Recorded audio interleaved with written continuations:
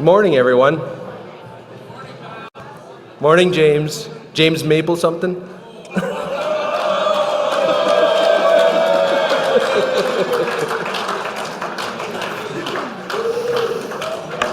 Welcome to day 2 of our MGEU convention. As you can tell, we had a little fun last night, so hope everybody else had a good time too. The community was really good, so hope you guys enjoyed it. And those of you that went to the Bomber game, I hope you enjoyed that. A big W by the Bombers, so can't go wrong with that, right?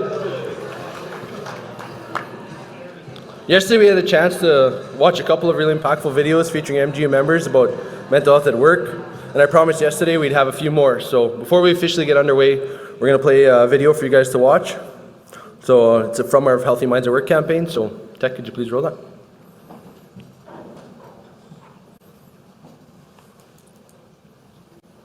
Coming from government, any office job really, there's lots of people who struggle, as there is in every workplace. Being mentally unwell at work has a huge impact on employers and productivity. Okay, just from straight up gross numbers perspective. Not to mention the human aspect where, people are struggling and coworkers know that but don't know what to do.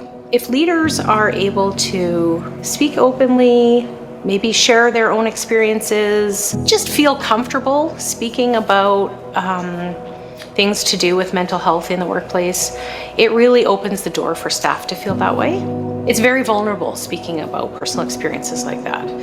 And who wants to be vulnerable at work? No one. Like, no one. So in particular workplaces where there may be a sense of competition or pressures to excel, vulnerability is not a comfortable space to be in those places. We are not just workers. And I think employers really have to start recognizing that we have lives outside that affect how we are and who we are inside the workplace.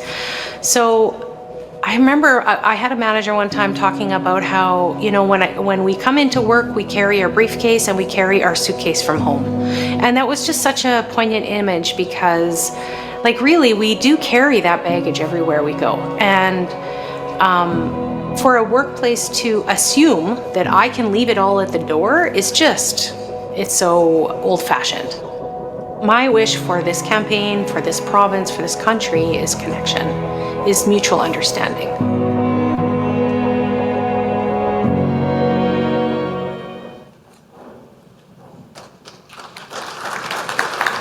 Income assistance is a high-stress job. I'm dealing with Manitobans who are at their lowest point in life. We deal with people who are struggling with mental illness. We deal with people who have no money to pay for food or even the medications that they need. We're dealing with clients who are volatile. They may have come out of the justice system, may have just recently been incarcerated. So they're coming into us and seeking assistance, and if we can't help them in the way that they need, that causes extra stress. It's much easier to identify tripping over a cord on the floor than that psychological near miss where the way the conversation went could have had detrimental impacts to the psychological well-being of that employee. So in our case, getting a new manager who was open meant that issues that were being ignored started being dealt with. Some of the issues that were happening, the manager just outright addressed and said, I'm going to speak to the elephant in the room. This needs to stop now. But having managers who are willing to do that when there is toxicity in the work environment is important. The more you look after your employees, the better the workplace becomes. We don't have those conversations then about a toxic work environment. We don't have those conversations about negativity. I'm only one person working in a high-stress job. We have people who work in the health system. We've seen through COVID how much stress that has created. If we aren't finding ways that we can cope with those circumstances and those situations, we can't do our job well. We're not providing the services that Manitobans need.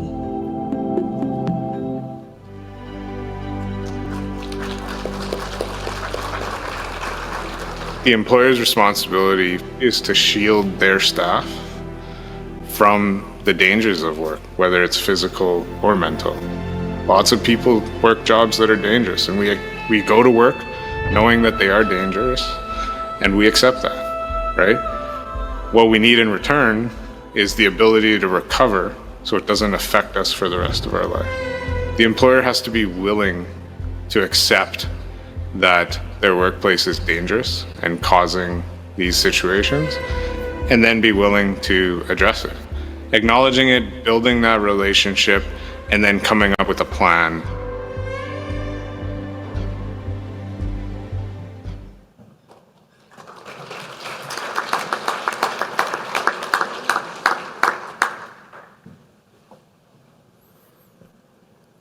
Thank you, Garvin, Kirash, Shelley, Chris, and Amanda for taking the time to share your story and shoot those fantastic videos. And thank you for all the work you do on the Healthy Minds at Work campaign. I think you guys have done a great job there, and it's really appreciated by all of us. So, and the rest of the committee, I'm sure there's more I'm missing on this list. So, now I'd like to ask the Credentials Committee to present the Credentials Report. I'd like to recognize Pod Mike 3. Hi, my name is Shelley Rougeau, and I'm a member of the Convention Credentials Committee. On behalf of the committee, I provide the following report. As of 9 a.m., there are 127 registered in-person delegates and 74 online, for a total number of 201. There were 4 official observers registered in person and 2 participating online, for a total of 6. A total number of registered honorary life members and solidarity members and guests is 28. I move acceptance of this report of the Credentials Committee. Thank you, Shelley. Do we have a seconder? Yeah, I see Dana. Dana Choke. I don't know your local. Which one? You can say it. I second it, Dana Choke, Area 3 Director. Thank you. Can we get the ballot ready for the credentials report, please? The ballot is now open.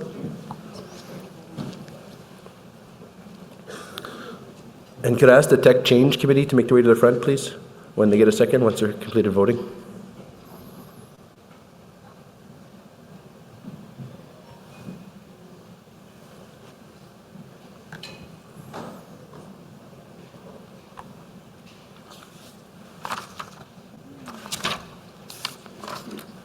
Fifteen seconds remaining.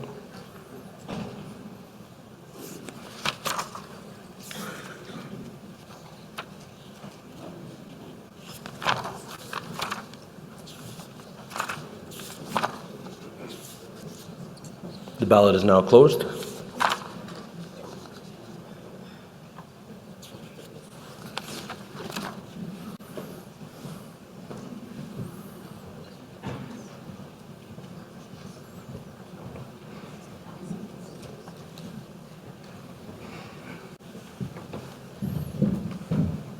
And that's carried. Thank you, everyone.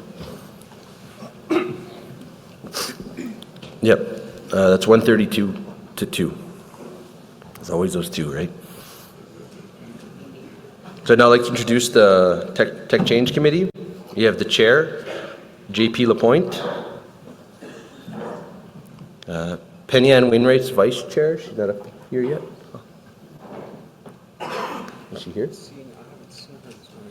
Okay. We'll still name off. Member Michael Forbes. Mike Haddad. Devin Poff. Hope I said that right. Oh, sorry. I apologize. Paulette Sherb. Dominic Simardi's on virtually. And the staff liaison is John Burt. And with that, I'll turn the chair over to Stephanie for these resolutions.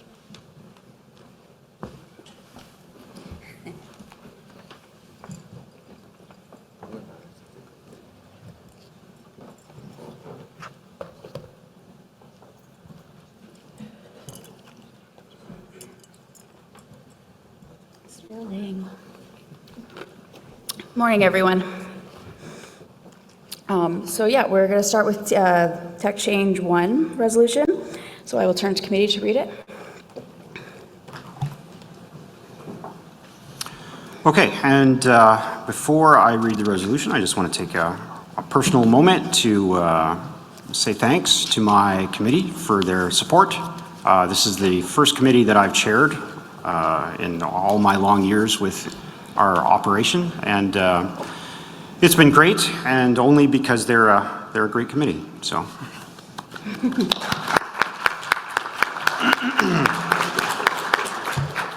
Okay, so the Tech Change Committee is presenting a single composite resolution that rolls up a whack of resolutions. They are all fairly related, and I will read the composite out to you.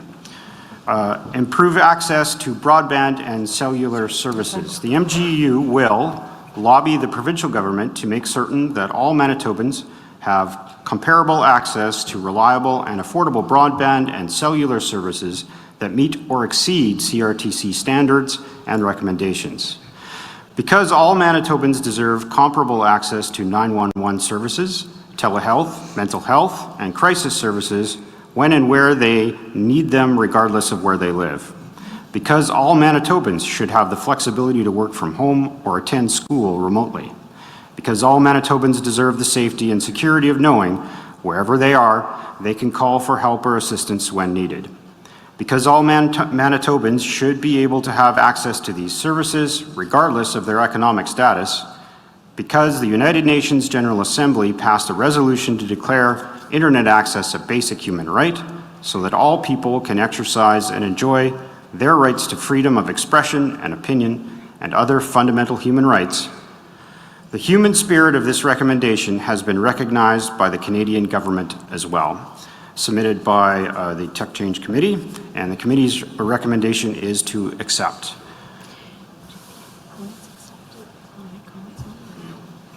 I can?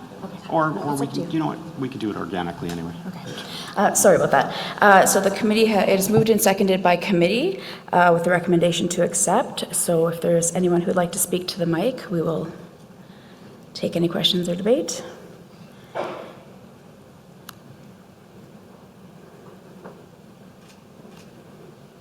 Recognizing the delegate on Pro Mic 4. Bonjour, Anin. I'm Thomas Beaudry. I'm with Area 7, Local 47. The question I have, I guess it's a question I want to ask. The governments do not recognize Indigenous communities as Manitobans, and that's either at a federal or provincial level. We are in need in those communities to have access to telehealth, access to internet. And if we, so when we just say Manitobans, Indigenous communities are not included into that. So is there a way we can amend it? Is there a way we can ensure that it is including the Indigenous communities that do not have access to that? So, miigwech.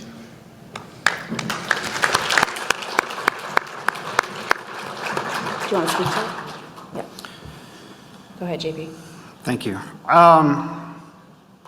That's an excellent point, and I think the easiest thing would probably be to have someone make a friendly amendment that inserts after certain that all Manitobans and Indigenous communities and Indigenous peoples have comparable access. Or including Indigenous people.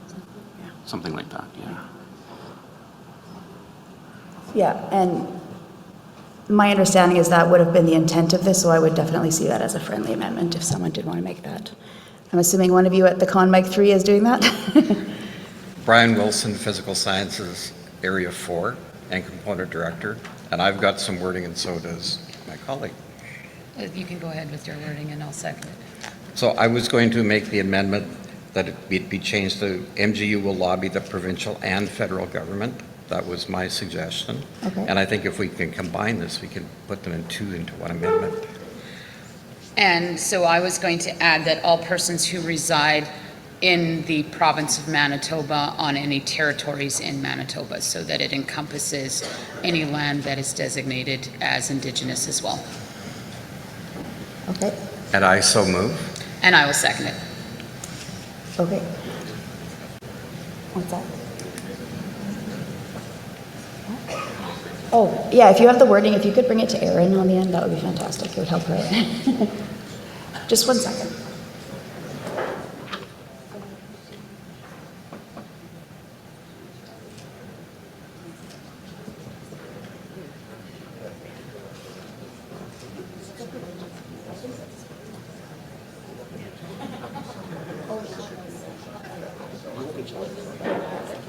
Sorry, I was just checking whether I could just accept that as a friendly amendment, or we need to vote.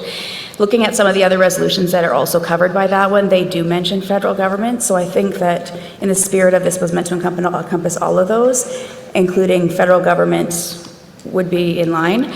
And as well, I believe that the intention was to cover all Manitobans. So unless I see anyone in the room that is opposed to that idea of just including it, we will accept it without having to do a formal vote on it. But if there is anyone that is opposed or even just wants to do the formal vote, just make sure you indicate so that I am aware of that. Carol, is your, sorry, someone at Pro Mic 4?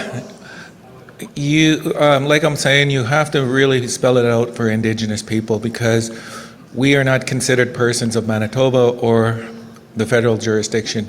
So if you say all persons, they will build around it and ensure that we are still not connected. And that's been happening ever since treaties have been signed. So we need to be inclusive to include the word Indigenous or... Did you have a suggestion of wording that would work? I want to make sure that we are including. Well, because you are asking the provincial government and the federal government. Yeah. So that's the jurisdictional issues that need to be addressed. Mm-hmm. So when you're looking at that, when you say all persons, it doesn't include Indigenous peoples because they are separate compared to a stakeholder or a rights holder. Mm-hmm. So we are rights holders as Indigenous people, so I think we need to make sure it's Indigenous people as per Section 35 of the Canadian Constitution, yeah. So it's recognized within the wording somehow. With the indulgence of the floor, what I might do, if I could invite you actually up to work with us on the wording, and then maybe we'll move on to the next one and come back to this one if everyone is okay with that, just so that we can get the wording right.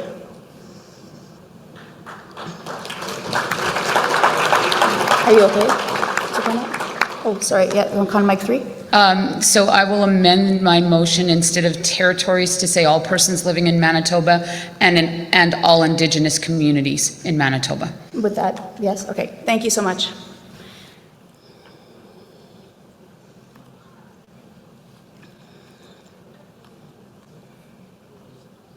I'm just going to give a second for the wording to be up.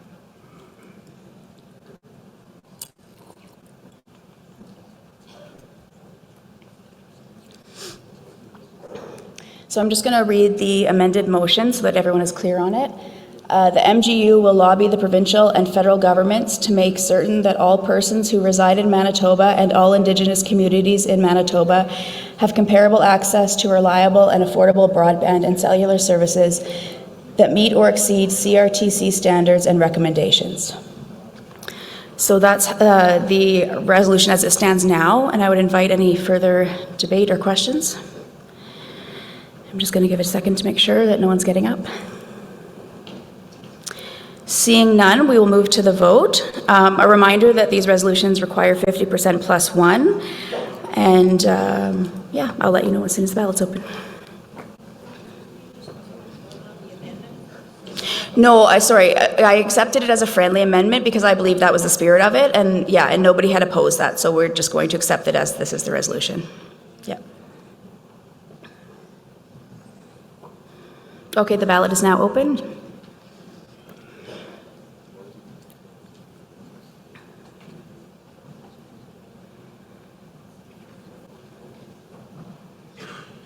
Fifteen seconds.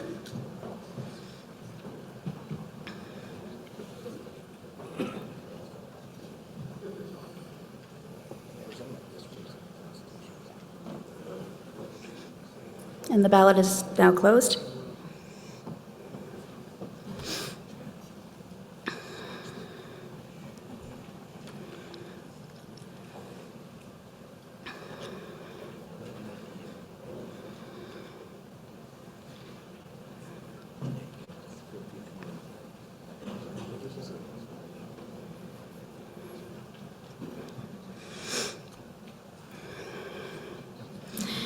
And that is carried with 172 to accept and 3 to reject.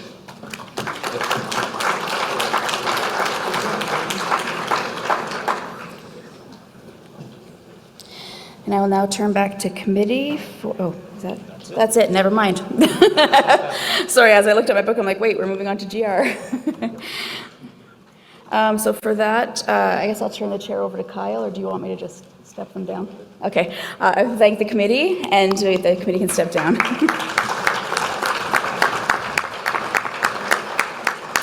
And if we could have the resolutions committee come up, do you want to talk to them? Or do you want to name them, or do you want me to just do it? Okay. Okay. Stealing my line. I mean, it seems silly to switch for like 2 seconds.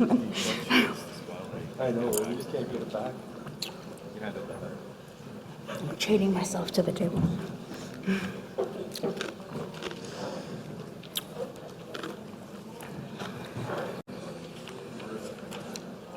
While we're waiting for the resolutions committee to come up, just a reminder to those that are joining us virtually that if you'd like to speak to a resolution, you go to a breakout room, and then they'll be able to put you in the order for pro or con, or if you have a point of order.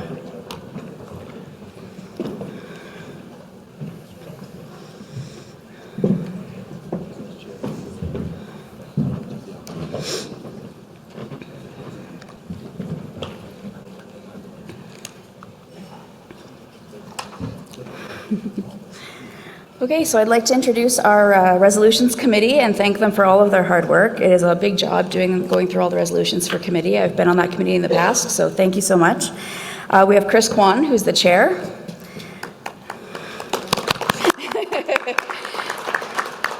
Amanda Russell. Kimberly Lynn. Dave Hill. Kira Shattuck, who's not in attendance today, but did a lot of hard work as well. John Barrett is one of the staff liaisons, and Janet Keeler is the other staff liaison. So we're at general resolutions now, which is page 63 in your book. And I will turn to committee to start. Sorry? Oh, sorry, pardon me. Pro Mic 4? Hi, Ed Miller, observer right now, and I'm asking for permission to speak, just for a brief on the last resolution. On the last resolution? Yeah.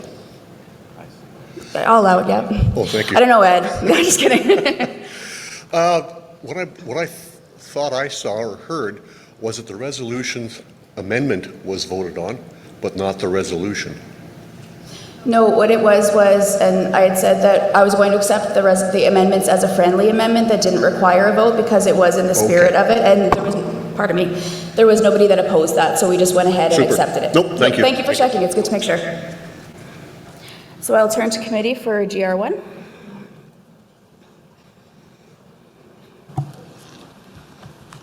GR1, MFL Equality and Human Rights Committee. The MGEU will endeavor to ensure that by self-identification, equity-seeking groups, we have representatives from the MFL Equity and Human Rights Committee, because it would give said members a stronger voice federally. Submitted by the Standing Committee Equality and Human Rights. Committee's recommendation is to reject. Okay, moved and seconded by committee, and I will turn to the committee chair for their notes. The Resolution Committee supports the goal of identifying equity-seeking members within the MGEU. However, this resolution, as it is written, limits the utilization of this information. The Resolutions Committee would want to ensure this information is also available for MGEU initiatives. I'll just give it a second to see if we have any speakers. I see someone coming. Speaker at Pro Mic 4. Good morning, Carol Grant, local 3. I am pronouns she and her, and I am on the Equality and Human Rights Committee. We put this forward just because we're trying to populate these committees, and we're not getting. As you heard yesterday, they're not seeing themselves represented within the union. So we're just trying to find a way to populate these committees so that people do have a voice. So that was the intent of having this resolution put forward. So that's why that was there. And so I would hope that you would choose to accept this and vote yes. Thank you.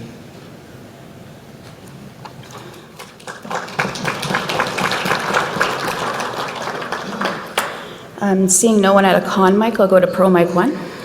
Hi, Beverly Gibbs, Area 4, Trades 52. I'm the Chief Steward. And I just have a point of information, I think is the one I want. I don't quite understand what you're asking. If we could just have that, this is going to sound horrible, could you dumb it down for the people in the back? Do you want me to pass it to you? I'll pass it to the chair, Chris Kwan, too. So the resolution as it was submitted is asking that at the MFL level, so at the Manitoba Federation of Labor, that at that level there's a means to populate different equity groups within that setting. And so here for us at MGEU, we are not doing that at this time. There are questions about how we would request that information, what we would do with that information, how balanced that would be, are individuals wanting to disclose. There's just so many bits and pieces that are complex. So the resolution itself, you need to be mindful, it is about populating MFL and not populating MGEU. I hope that that helps provide some clarity. Thank you. Seeing no other speakers, we will move to the vote. So if you give 1 second and refresh. Oh, sorry, there's a point of order online. I apologize. Before we move to the vote, we have a point of order.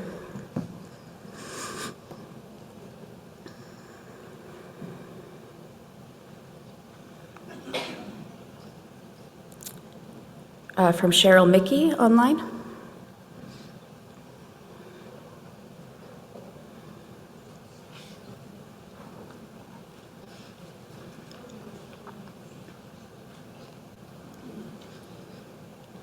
Yeah, they're just trying to bring her up onto the screen. Just 1 second.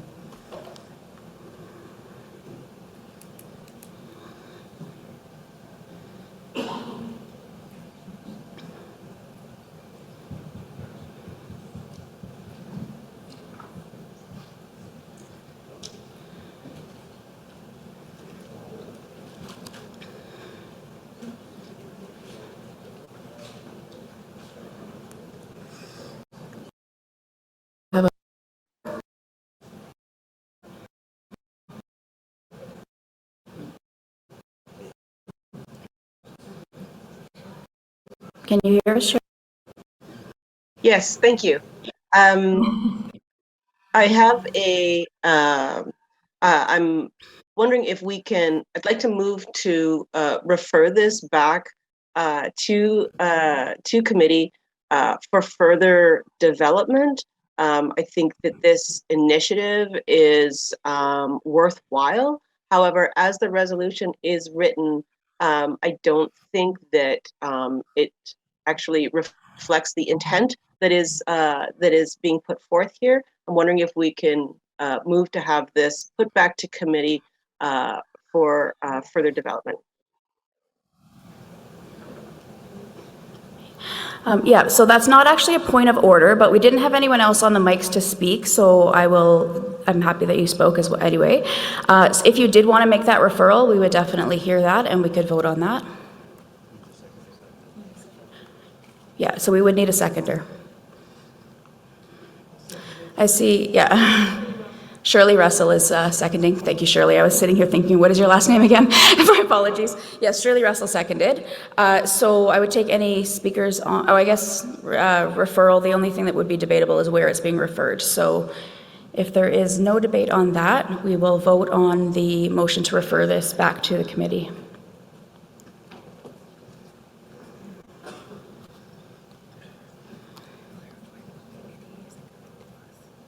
She didn't say, so I don't know. You know, if I can we maybe have Cheryl back up for 1 second? I just want to clarify which committee it was she wanted to send that back to, just so that we're very clear when it does get referred. No. Hi, Cheryl. Hi, yes. I'm thinking it should go back to the Equality and Human Rights Committee so that they can flesh this out a bit more with a little more clarity. Perfect, thank you so much. So we'll be voting on the referral to the Equality and Human Rights Committee.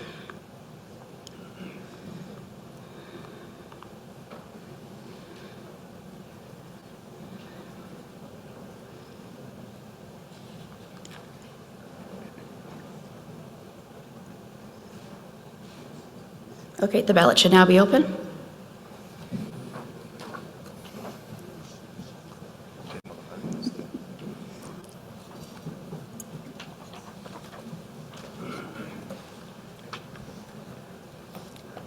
Fifteen seconds.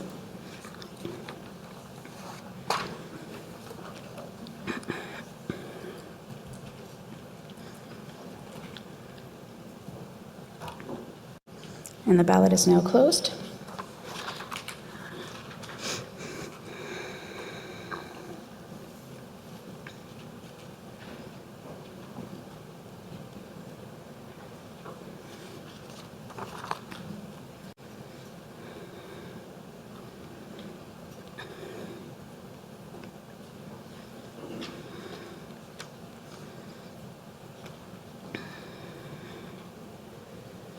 And that is carried with 140 in favor and 29 opposed. Okay, so we will turn back to committee for GR2. GR2, allow video for speeches. The MGEU will allow for video to be part or whole of a nominee or candidate's speech, but must be within established time limits, and when in person, must be there in person on the convention floor. Because sometimes the people running, I'm so sorry. Sorry about that. Sometimes people running may not be the great public speakers, but would be great provincial table officers. This was submitted by local Prairie Mountain Community Support Area 3. So that is moved and seconded by committee, and I'll turn to the committee chair for their recommendation notes. The committee's recommendation is to reject. The elections rules are established and evenly applied to ensure a level playing field for all candidates. Introducing video recording could advantage the candidate with greater financial resources to refine their video. The role of the PTO, Provincial Table Officer, requires public speaking, including chairing convention as part of that job and duty. Of note, it is also permissible to have the nominator speak on a candidate's behalf when they are not comfortable. Thank you. Recognizing delegate at Pro Mic 1. Kirk Carr, Local 403, Chief Stewart. Our election rules right now currently allow those with greater financial needs to flood the floor with swag, food, and everything. So it does create those who who don't have those financial means can't do that, right?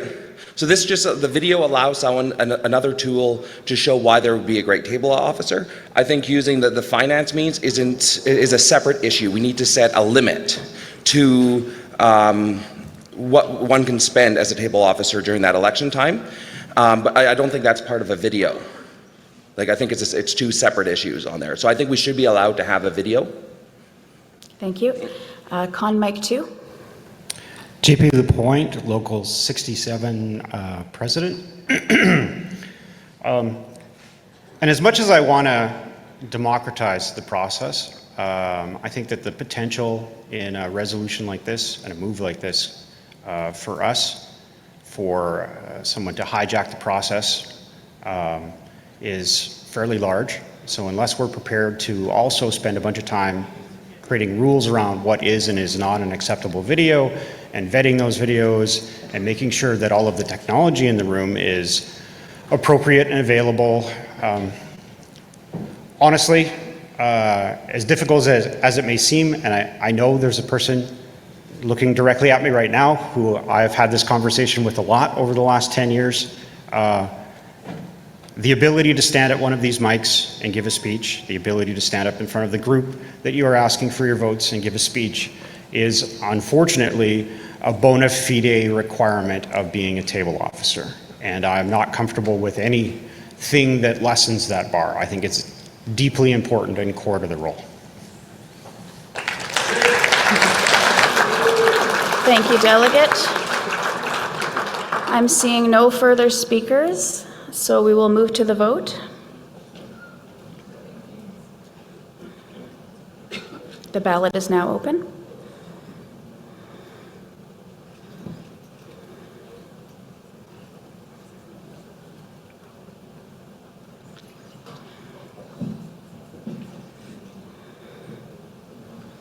Fifteen seconds.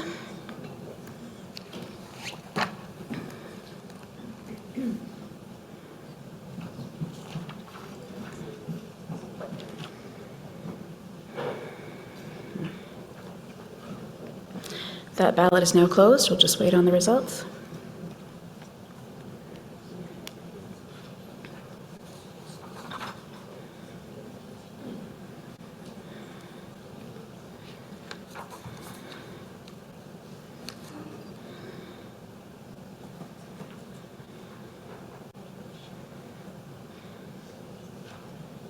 And that is defeated with 31 to accept and 147 to reject. I'll now turn to committee for GR3.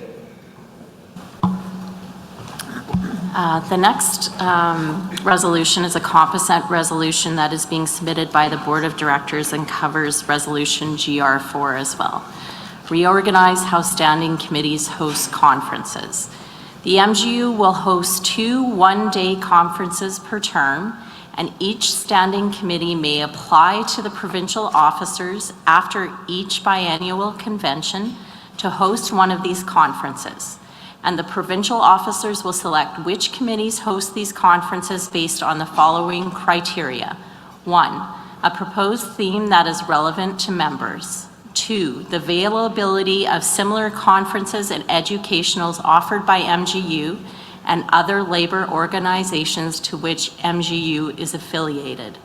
Number 3, fairness among committees, and instead of hosting the traditional MGEU Women's Conference once every 2 years, the Women's Committee may, along with other standing committees, apply to the provincial officers to host one of the committee conferences each term, and that the number of attendees be set at 75 per conference for a total of 150 members per term. Read the causes? Did you want to read the causes?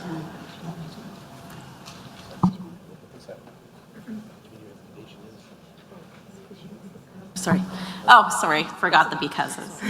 Because the Women's Committee is currently the only MGEU standing committee that hosts a conference once every term, because there are 10 standing committees within the MGEU, because allowing each committee an opportunity to host a conference periodically will provide MGEU members with a wider range of development opportunities and will provide all committees with a periodic opportunity to engage more members.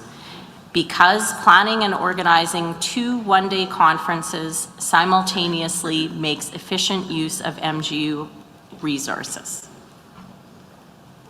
Okay, that's moved and seconded by committee, and I believe their recommendation was to accept. Yeah, so I will go to the floor. I don't see anyone standing at the pro mic.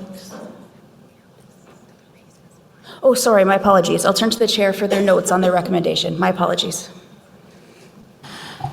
As the chair, identifying that our committee's recommendation is to accept this resolution, I will pass to my colleague to read the notes and reasons of support. This resolution aims to share conference resources more equally among interested standing committees.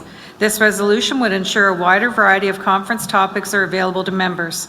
This resolution is cost neutral and would neither increase nor decrease the amount currently budgeted for such conferences.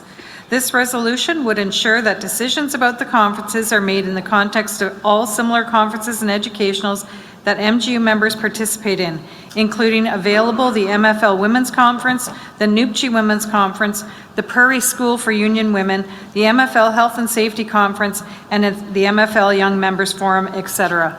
This resolution, of course, covers GR4. Okay, so we're going to go to Pro Mic 4. Bonjour, my name is Chantal Theroux, local 46, area 5, pronouns she, her, and elle. In 2014, while I was sitting on the Equality and Human Rights Committee, I had the awesome opportunity to head to World Pride in Toronto, thanks to the MGEU. And while we were there, I had the opportunity to attend the Human Rights Conference, which was absolutely amazing. And the people who greeted us and hosted us was people within the labor movement. We had breakfast, we had meet and greets. It was a great way to get to learn other LGBT activists throughout the country. This year, Fierté Canada Pride was hosted in Winnipeg just last week. It was originally supposed to have been in 2020, but we all know what happened that year. So I was looking forward to this and thinking, hey, great, this is an opportunity for the union to maybe partner with them. I honestly don't know if we did. I didn't hear anything. Nothing was advertised. Didn't seem like there was anything from a labor standpoint across the province. And it was kind of disappointing. At the parade on Sunday, I have no idea if anyone was there from our union. I know people were with their own workplaces, but as the union themselves, okay, we might be there. I don't know. So I feel like there's some missed opportunities that we could have partnered with, or could have just done something. Hey, this is happening. Let's go ahead and do this. So personally, I wear my rainbows with pride, but not everybody does. Some people yesterday have said that they are people living with invisible disabilities. They might not have the opportunity to get together with others to talk and to meet and learn because they're invisible. You don't always see it. I'm definitely in favor of this motion. It would be a great way to get groups together, learn, and recruit new activists. Whether it's young members, Indigenous members, find some new activists and get some fresh blood out there. Thank you. Thank you, Delegate. I'll go to Con Mic 3. Hi, my name is Darlene Adamson. I'm speaking on behalf of the Women's Committee members that are here at the conference today.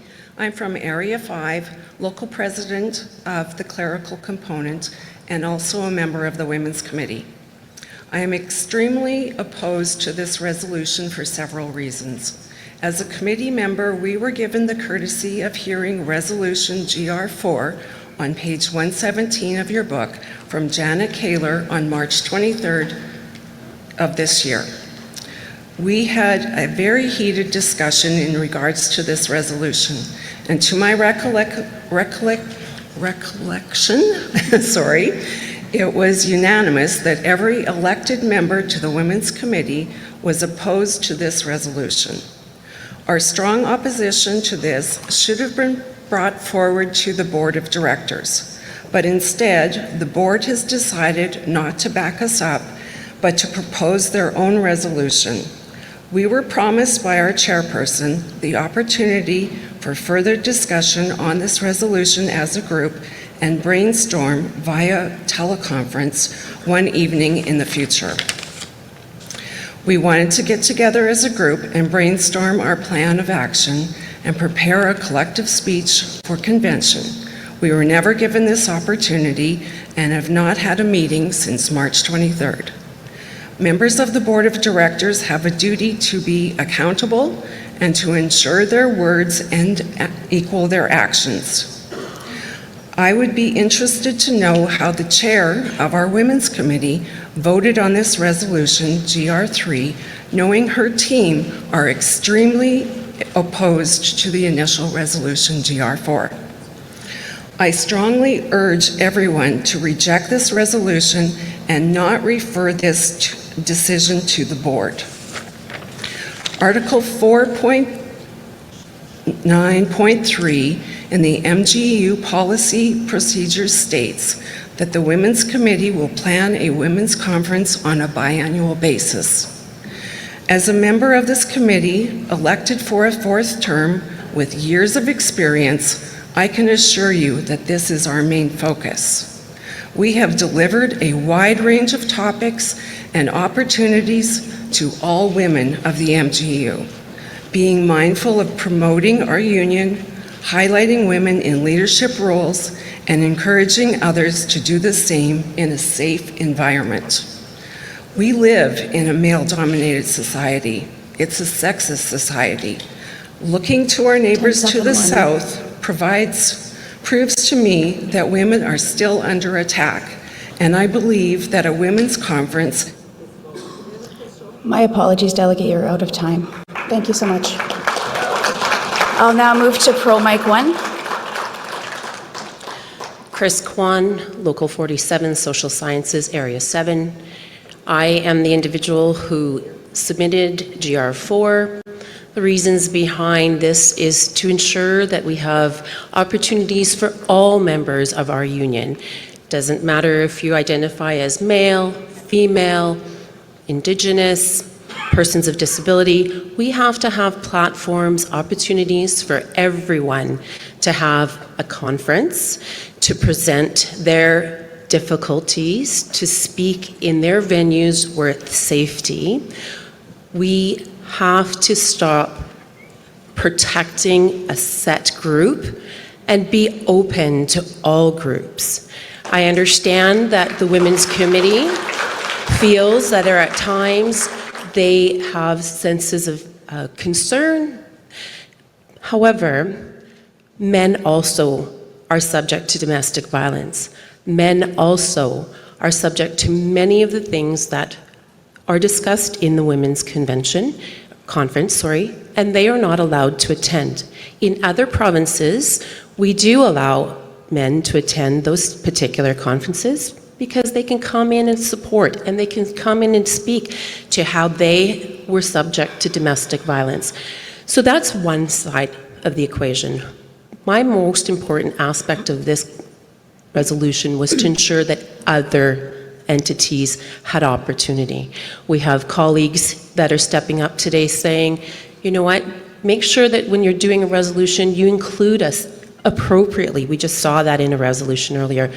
We need to have an Indigenous entity. We have to have that conference that they allow to speak in their degree of comfort, the way that they are feeling safe, and to teach us. We are in far dire need of being taught a lot of things. We won't have that opportunity if we only have one conference. We need to open it up. We need to be equal across the board for the committees and the standing groups that exist, and for those that are yet to come, whether they be newcomer committees, you name it. We might say, what do we want a financial conference about? What do we want a pensions and benefit conference about? That's nonsense. It isn't. Many of us are aging out. Many of us could benefit from a lot of learning there. Lastly, before those seconds take away, this Women's Committee was initially a motivator to get women involved, to get women into the union, to get women into the leadership. I think if you look around, there's enough of us now. Open the door to other groups, let them become leaders. Let us see Indigenous people on the table. Let us see people from other equity-seeking groups at that table. Thank you. Thank you. I'll now move to the delegate on Con Mic 2. Hi, good morning. My name is Treasure Dubé, Area 4, Local 12 Corrections. This is my first convention, my first time on the mic. I recently stepped down as Vice Chair of the Women's Committee, not by choice, but because the Manitoba government is closing my workplace and forcing me to transfer to another area. But realistically, without the Women's Conference, I probably wouldn't be here today. It was a conversation about the Women's Conference that pushed me to run for a position within my local. It was getting onto that local that led me to applying to go to a women's conference a few years ago, which has led me to fighting for a seat on the committee and trying to get a vote to come to convention today. Without the women's conference, I come from a component where of the 14 people sitting here today, 2 of us are women.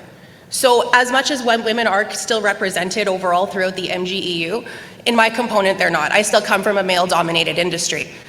Without the women's conference, like I said, I wouldn't be here. It helped me build confidence and to see that women have a voice within our union.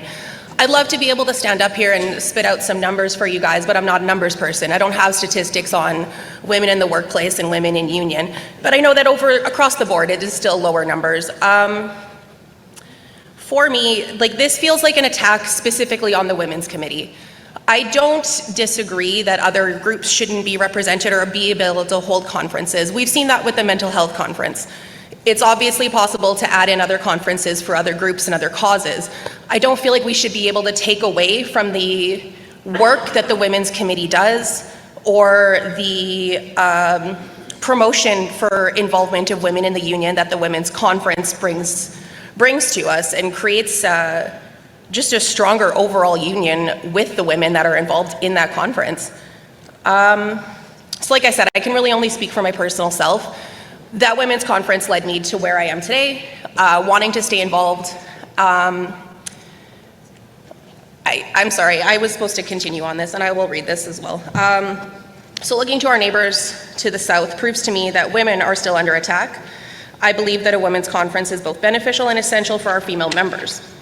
This resolution does not address how it will provide if no committee submits a proposal. I don't agree with the resolution that the provincial officers will hold the power to select which committees win the opportunity to host a conference. And this resolution essentially abolishes the Women's Conference. It's an attack on the Women's Committee, it's an attack on the conference, and an attack on all women of the MGEU. I don't understand how the chairperson of the Women's Committee can sit on our committee and have such differing views. I want to make it clear that the Women's Committee... I'm sorry, you're out of time. Thank you, Delegate. I'll now move to the delegate on Pro Mic 4. Deb Jamerson, Legal Local 26. So I rise in support of this resolution, and I am a product of the Women's Conference.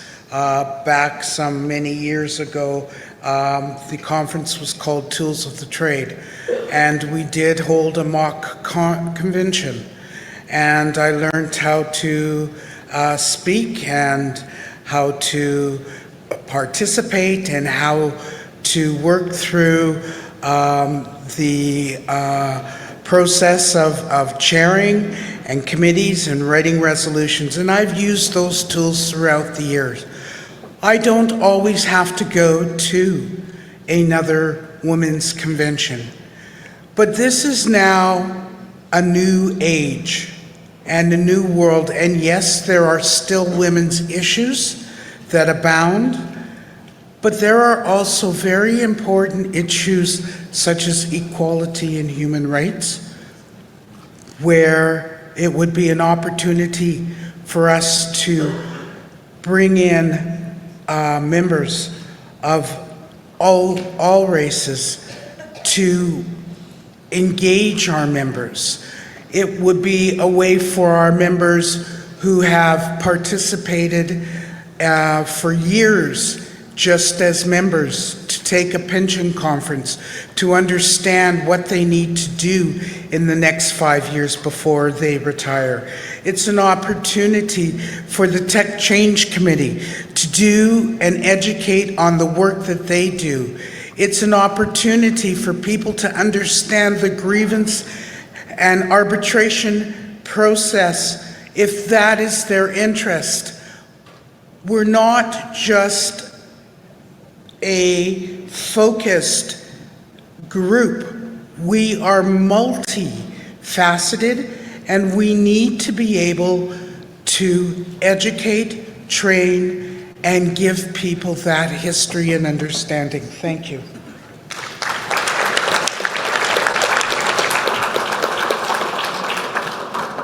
Thank you, Delegate. We do have one speaker at Con Mic, but they're second-time speakers, so I'm just going to go to the first-time speakers first, and then I'll come back to you. So I'll recognize a delegate at Pro Mic 4. First.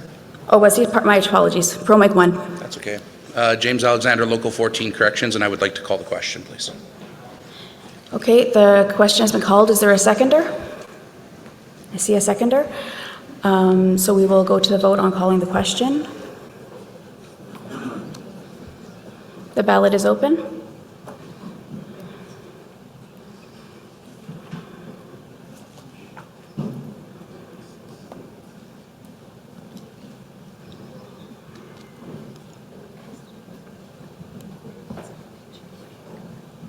Fifteen seconds.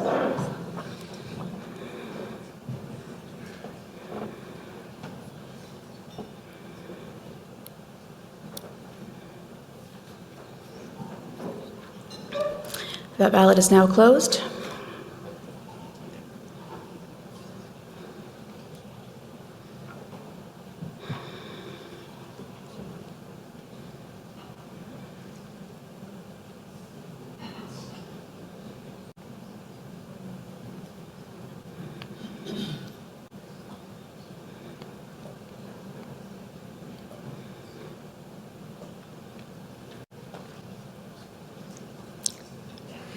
And that is carried with 139 in favor, 34 opposed. So we will now move on to the vote for the resolution.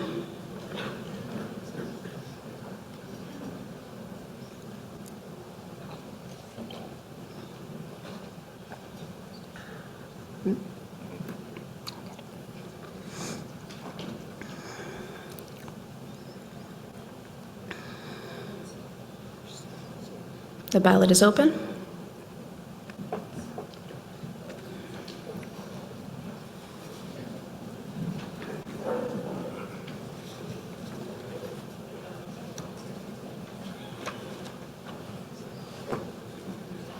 Fifteen seconds.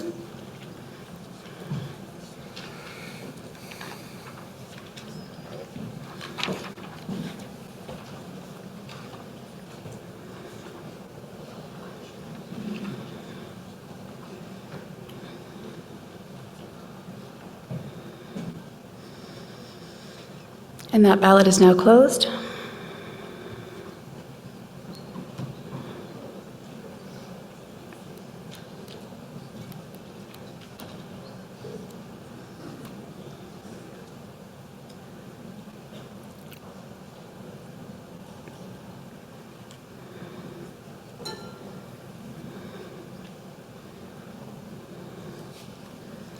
And that is carried with the numbers 129 to accept and 44 to reject.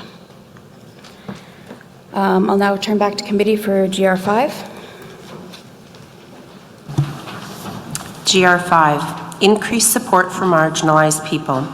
The MGEU will lobby the provincial government to increase funding to provide reintegration and community supports for marginalized populations, because funding has been stagnant or reduced in recent years, leaving these populations underrepresented. Submitted by local Elizabeth Fry Society of Manitoba. Committee's recommendation is to accept. Okay, that is moved and seconded by committee. I'll turn to the committee chair. Did you have any comments on your recommendation? Manitoba is in the midst of social services crisis involving homelessness, mental health, and addictions, and we are witnessing the continued marginalization of Indigenous peoples in our community. MGEU, along with other unions in Manitoba, have launched a public awareness campaign called Not Just a Job to bring attention to the funding crisis in our CBSS sector. Thank you. I'm seeing nobody up to speak or online, so we will move to the vote. Oh, sorry, cancel that, someone's coming. Con Mic 3. My name's Kasali Akili, Social Services, Area 7, Local 47. I'm not here to lobby for Con. I want to make, send it back to the committee.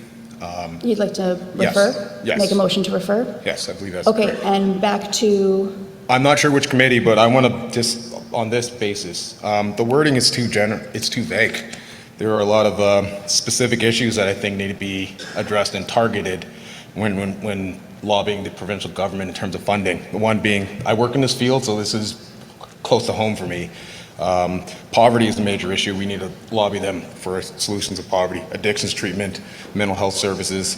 We have a crisis with wait times and access. When talk about addictions treatment, we need to lobby them specifically to talk about access and being flexible to change with the addictions right now. It's geared towards alcohol. and narcotics, but there's the issue with crystal meth and purple down, and there's no services for those ones, and those are what are troubling our communities. My corrections friends, I see some heads nodding. They understand purple down. That basically gives you a meth bender in one pill. So you basically go right to psychosis. And then our system isn't set up to handle that. And we need to target these areas and advocate for major changes. I support this resolution, but I believe, again, it's too vague. And I want to send it back to the committee to have specific points. Suggest the board of directors. Pardon me? Board of directors would probably be a good place to Board of directors? Okay. So board of directors. Okay. That's where I would suggest. can So I that is my point. Yeah, for sure. Hopefully someone will second that and support the vote Scott, for that amendment. you're willing to second it? Okay, lots of seconders. Fantastic. Okay, so that has been a motion to refer back to the board of directors for them to look into it further. And that has been seconded. So unless there is debate on where to refer it, we will move to the vote on that.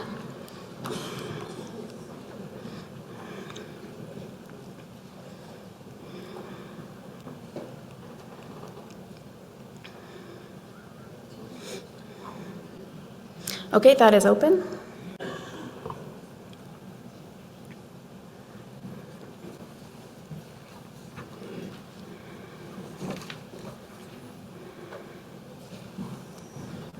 Fifteen seconds.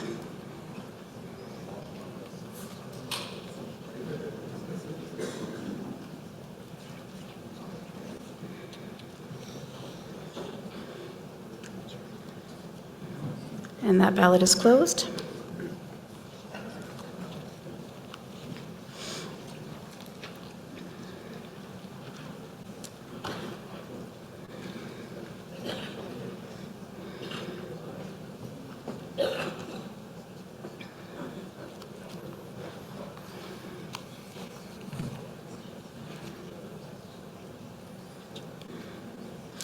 And that is carried with 162 to accept and 9 to reject. I will now turn back to committee for GR6. Promote defined benefit pension plans. The MGEU will continue to defend, promote, and expand membership in defined benefit DB pension plans. Because the shift from DB to defined contribution DC and other forms of retirement plans has increased inequality, leaving more people unprepared for retirement. Too many people and families have insufficient retirement savings. Because retirement savings through DB pensions is an important part of compensation, and DB plans include employer contributions. DB, as opposed to DC, plans allow employees to plan for retirement with greater certainty about expected retirement income. Because there's a clear trend of governments modifying or converting DB pension plans to DC plans. Because all workers deserve to retire with dignity and financial stability. Because unions play an important role in defending pensions. This was submitted by the local Red River College. Thank you. That's moved and seconded by committee. And I'll turn to the committee chair to speak on the recommendation notes. The committee's recommendation is to accept defined benefit pension plan. Employers and employees pay an amount into the employee's pension account. This is typically a percentage of salary. The pension payable is based on a formula which typically includes service and salary. Predictable monthly pension payments are payable for as long as the retired employee is alive. Defined contribution pension plans DC, employers and employees pay a defined amount into the employee's pension account. This is typically a percentage of salary. The funds are invested by the pension plan on the employee's behalf for the purpose of providing funds for retirement. The benefit payable by DC plan is the value of the investments and returns/losses at the time of retirement. DC plans require employees to have greater knowledge about investments and, big word, decumulation. Thanks to my new treasurer, she knows that word, of their funds in retirement, with a greater risk that employees will outlive the funds available compared to DB plans. Thank you. I think I see someone approaching a mic. Yeah, so the delegate on Pro Mic 4. Good morning. My name's Jody Gillis, Red River College, Local 73. And I'd just like to speak in favor of this resolution that we put forward. After dedicating a large part of their lives to the public service or to any work, people deserve to be able to live with dignity in retirement and have secure, stable pensions as part of their retirement plans. It's very important that we keep pensions near or at the top of the priority list, because if we don't, there's a lingering risk of governments converting DB pension plans to DC plans, changing the plans, watering them down, or eliminating them, whether DB or DC. It's something that's been happening across the country, really across the continent. So sometimes you'll see the argument along the lines of, from people in the public, you know, I don't have a pension plan.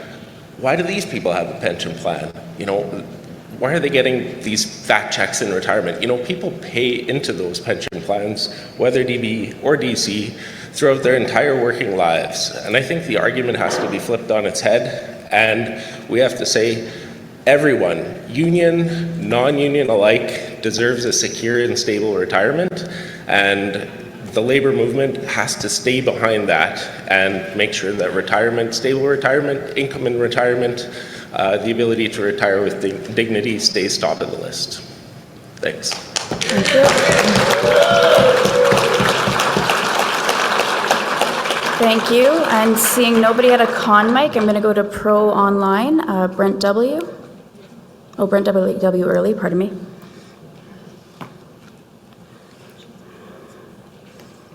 Hello, Brent, go ahead.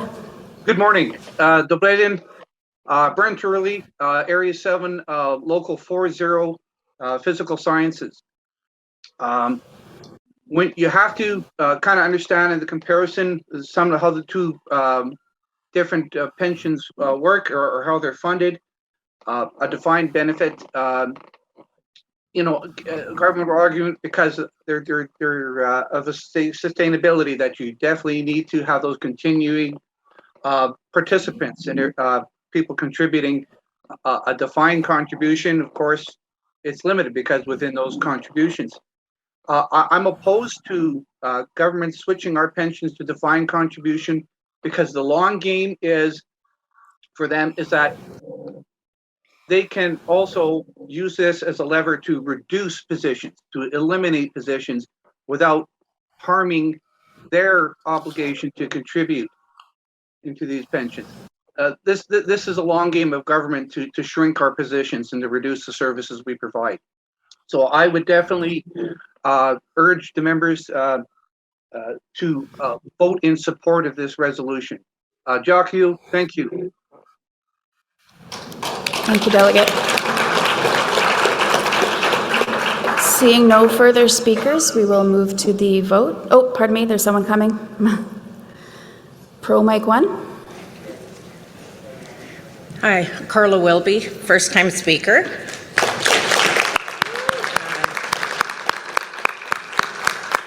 Prairie Mountain Community Support Area 3, Local 403.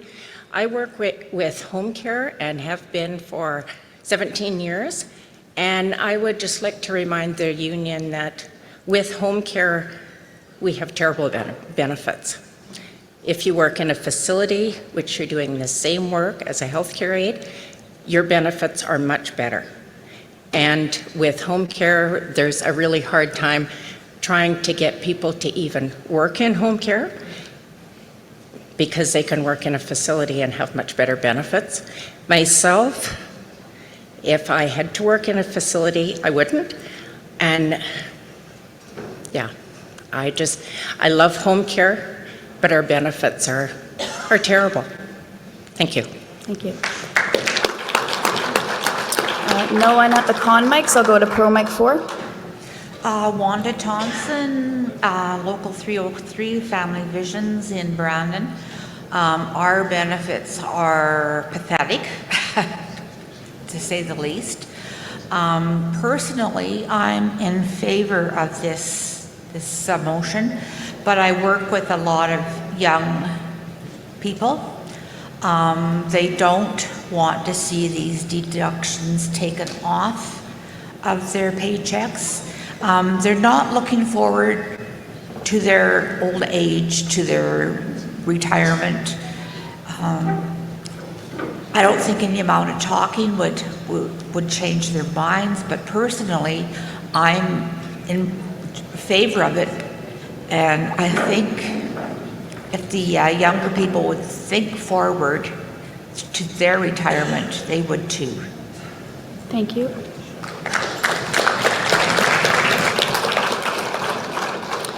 Delegate at Pro Mic 4. Go ahead. Hi. You're talking about benefits. Oh, first of all, my name's Teresa Hatch, and I'm with the Government Community Workers Area 1, Local 251. I would just like to say you're talking about benefits. I work at the DSP with community workers. We get no benefits. Zero. No sick pay, nothing. And also just to let people know, we're not even part of the civil service group. So that's my story. Thank you, Delegate. Oh, first time speaker.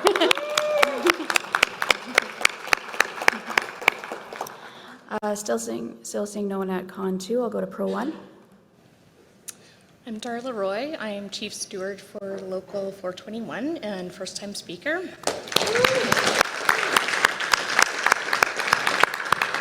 I have 20 plus years left in my career, and with the instability of interest rates and investment rates right now, it is terrifying to me to think of where it's going to be in 20 years. So retirement is a goal that everyone in the workforce is pushing towards. We wouldn't expect people to guess how they would make their wage now. Why should we guess where our retirement money is going to come from? Thank you. Thank you. And Delegate at Pro 1. Yep, Darcel Lecoq, Area 7, Local 26. Can I call the question? Thank you. Do we have a seconder for calling the question? Lots of them. Okay, we will go to the vote on calling the question.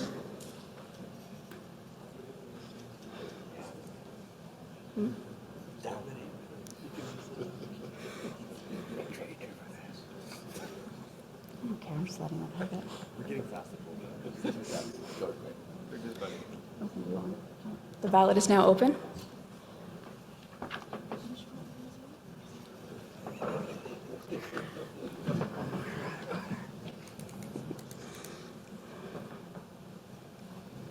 Fifteen seconds.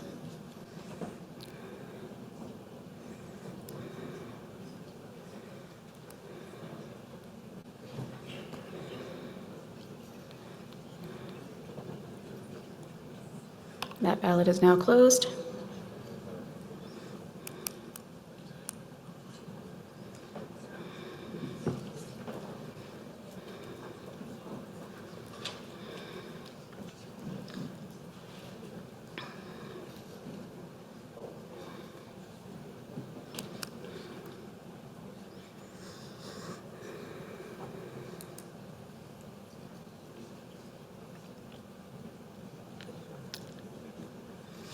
And that is carried with 164 in favor and 4 opposed.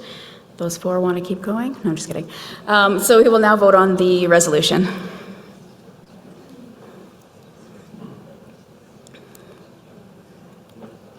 Just give them 1 second to get the ballot open.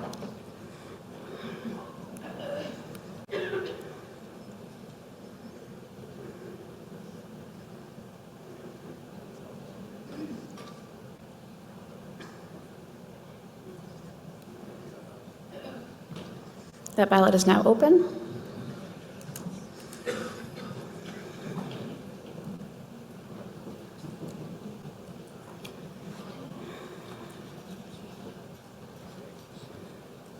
Fifteen-second warning.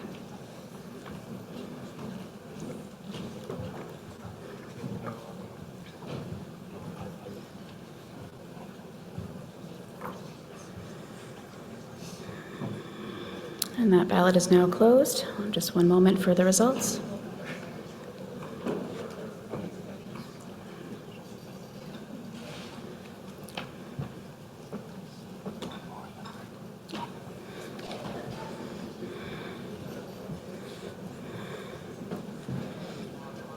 And that is carried.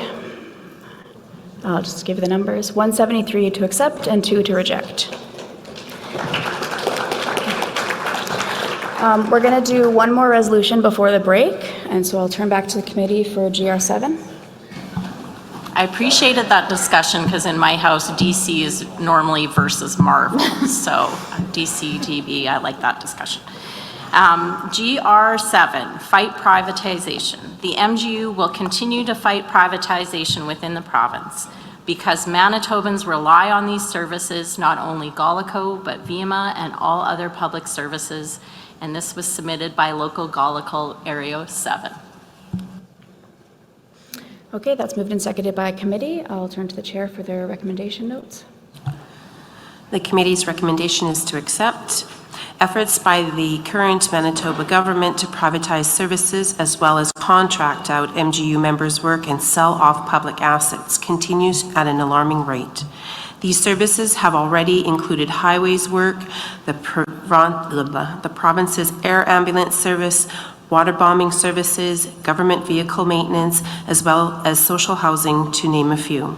Over the past several years, the MGU has undertaken a series of public campaigns to draw attention to these government schemes, including Keeping Liquor Public, Keep Us Together, Protect Manitoba's Parks, and others. The MGU continues to strongly advocate on behalf of members in the news media and through internal and external research initiatives that clearly show that public services are better. Thank you, and I believe I saw Pro Mic 4 first, so I'll go there.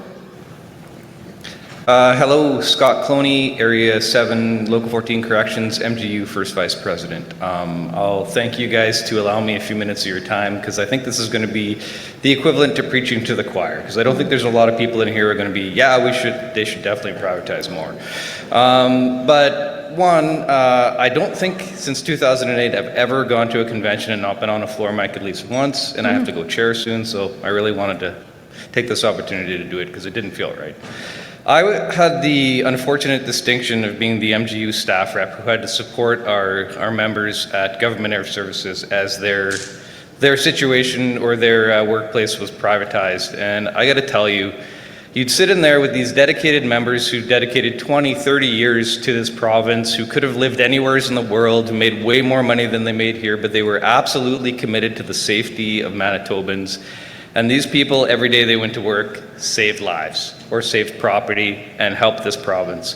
And they would go into meetings with this government, and the government would say, well, if you can find a more efficient way to do it, then you can keep your jobs. And they would spend months and months working on these projects and showing, here's exactly how we do it better. And they didn't care, because it was a privatization scheme. And that is what you really have to look at all these privatization situations like. I saw people who literally gave up millions of dollars to serve Manitobans, been called into a meeting on Wednesday and told, you don't have a job on Friday, and their benefits are cut off and all that, and we have to fight to get it back. We cannot fight against this government hard enough. They are, I don't want to necessarily say the word evil, but I'm thinking it. Within 6 months of them privatizing air ambulance, people did die. Manitobans died because of these privatization schemes. You look at, privatizing Galico, privatizing VIMA, where they're trying to do the sneaky privatization by just starving them to death. We can't fight against this enough. This is the huge fight against this government. The Stephenson government is not different than the Pallister government. They're just quieter and sneakier. So thank you for allowing me this time. I feel better now because I have to go chair soon, so I get to talk to the mic, but I'll let everybody else have time.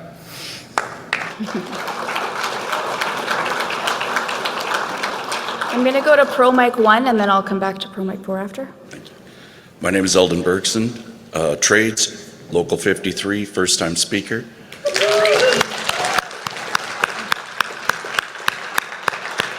I rise in support of this because I actually think the Galico people put it in was talking to me at the time. I work in an area repairing roads and everything out in the countrysides. We had a 12-man yard when I started 10 years ago. We're down to 3 people. We've just had our areas doubled. Private contractors are now calling our workers, our foremen, right on their phone in our yard, parking their equipment in our yard. They're treating us like we don't exist anymore. And when you're out in the road in the community, people know you. You're fixing the streets, you're fixing the roads. They pull over and they ask you, hey, what's going on? How come this crew from Alberta is putting seal coat on Highway 501? What happened to our special ops crew that did a much better job?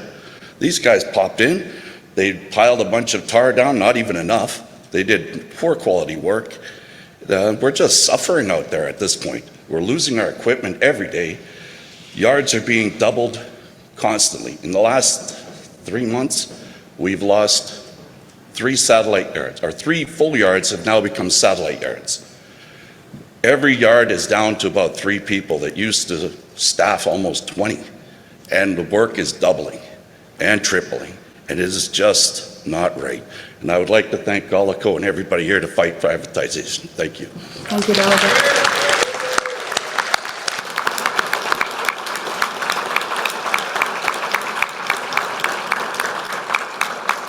I'll go to Pro Mic 4. Casale Akili, Area 7, Local 47. Honestly, I didn't plan to talk this much today, but I was looking through the resolutions, and this one's I'm passionate about this one again. I'm originally from Alberta, and I grew up and I saw what happened when they privatized all the services in Alberta. And I can tell you inside knowledge here, the government's lying to you when they say it's going to be cheaper for all of us.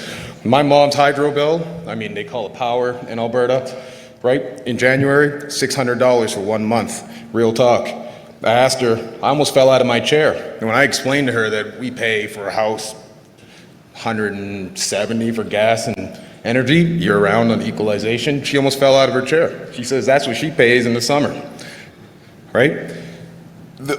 Looking at most of her costs, they were all fees. So what happens is your usage is low and the natural gas is cheap, but then the companies come and they pound their fees on the top of it and they triple your bill.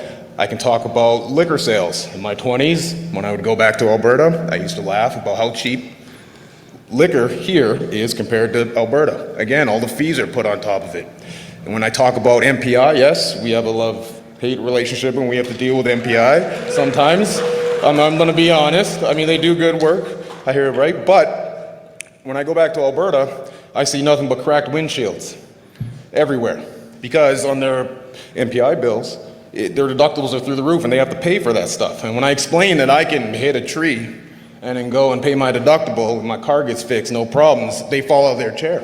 And now it used to be that way when I was a kid, but the privatization, again, why do we want to give our treasures to these greedy corporations so they can just profit and stack their pockets and charge us more? And I'm just giving you some inside scoop. They're lying to you. I've seen it. I'm going through it. My friends and family are going through it now. So again, they're lying to you. Don't believe it. That's just my words. Thank you.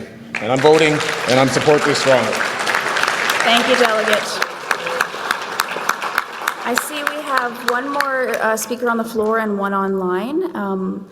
I'm going to go to those two, and then depending how the room feels, we might move to the question, just because I know we're coming up on break right away here. So I'll go to Pro 1, and then after that we'll move to the Pro that's online. Hi, Annette Liss, St. Nerva School Division Support, Local 144, Area 5 Chair. I just want to echo what Brother Eldon said here. Sorry, I always get emotional for this one. So we have our guys in highways. People do not know, like Eldon said, that they have been cut down quite a bit. What people are seeing is the roads are not getting fixed. People are seeing the roads are not getting plowed. People are then saying to our guys, why are you not doing your job? Our province likes to get us to, or get the public to feel that government employees are not doing their job, so that the public will say, privatize, because those people will do their job. They do not know that in highways and in other areas that they're contracting out to people who are not going to go there at the time that the service is needed, but it's Monday at 9 o'clock. That's when I work, so that's when I'll be there. So we are losing services so that the province can say to the public, we need to privatize because the people that we are paying are not doing their jobs.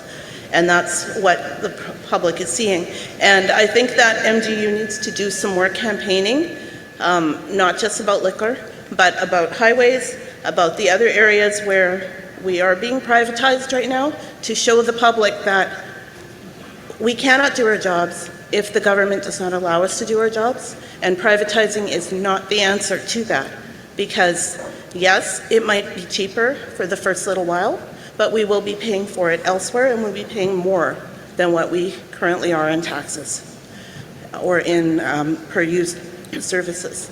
And so I ask everyone to vote in favor of this. Thank you. Thank you, delegate. I know I said I would go to the pro online, but I see we now have someone at a con mic, so I'll have to move there first. Con 2. The online one first, Do the online first? Okay, so we'll go to Evan Scott, who is audio only. If we can bring up Scotty. I know.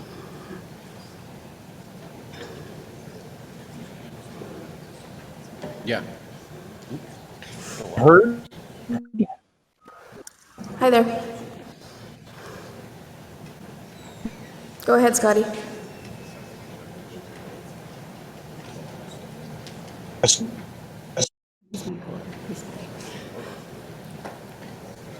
Can you? We can hear you, but you're cutting out. Okay. I hear you now. I believe, okay, we have the problem with trying to offload any service the province provides to the private sector. I have intention of talking. My oldest son, and I've spoken about this at previous conventions, my oldest son put himself through college working at 7-Eleven. He was held with a hunting knife to his stomach, cigarettes. We've seen in the past couple of years having to be fussed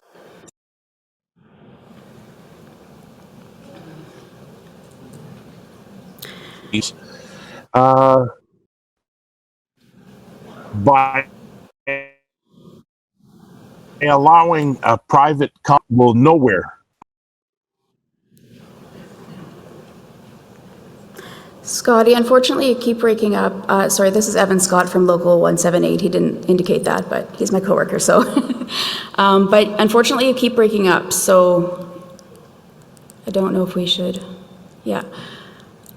But thank you so much for your words. We've lost our con mic person, so there is another oh.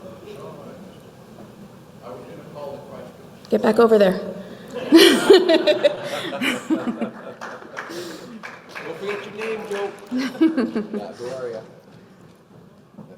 Once he gets there, I'll recognize the delegate at Con 2.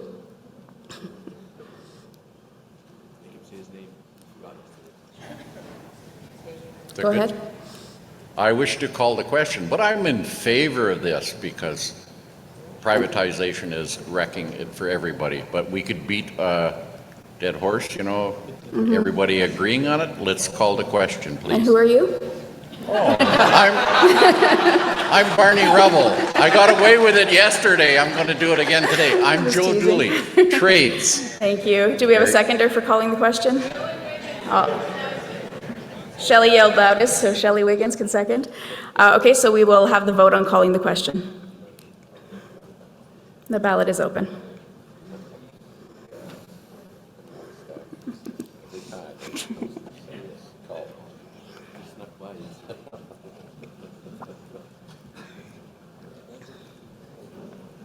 $15 seconds.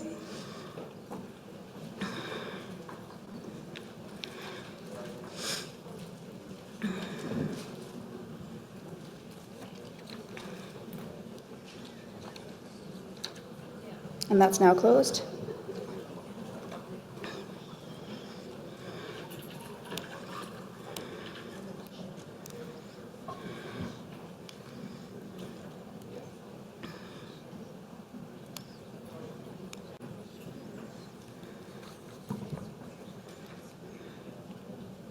And that's carried. Just give the numbers for those. 172 in favor and 2 opposed. So we will now move to... Yeah, I think... I have no opinion on the matter, but no. So we'll now move to voting on the resolution, and that should be open in just a moment.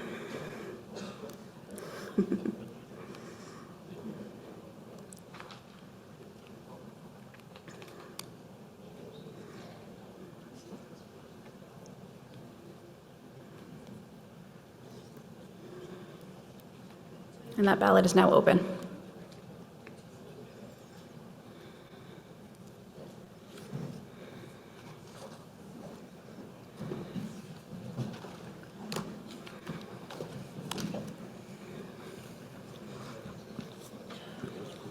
Fifteen seconds.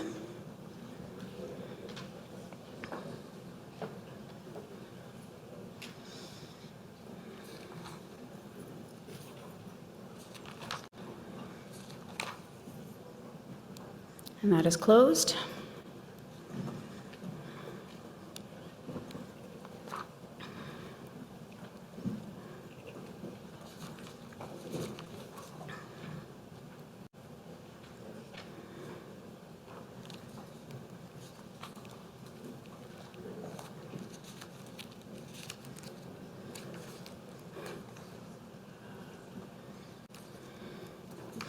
And that is carried with 171 to accept and 2 to reject. Start looking, James. So just before we take a break, I'm going to pass the chair to Kyle. He had a few words for you just before we go on break. I guess I put myself between break and I just want to say we have the keepingliquorpublic.ca campaign running right now, and it's really important that we all go to that website and send a message to the government that privatizing liquor is not a good idea. There's $320 million that goes to the public purse and for the public and pays for services that we all rely on. So if we can do that, it's really important that we do it and get our friends and families and everyone we know to do that as well. Last time we sent 7,300 messages to the Premier to say this is not a good idea, and they pulled back that legislation. And now they've tabled again last week or 2 weeks ago. So it's really important that we all step up and help our liquor workers because it helps all of us in the long run. So please do that and enjoy your break. So with that, so you can check it out now. We'll be gone for about 15 minutes, so how about 5-2? It's a little longer than 15, but that's okay.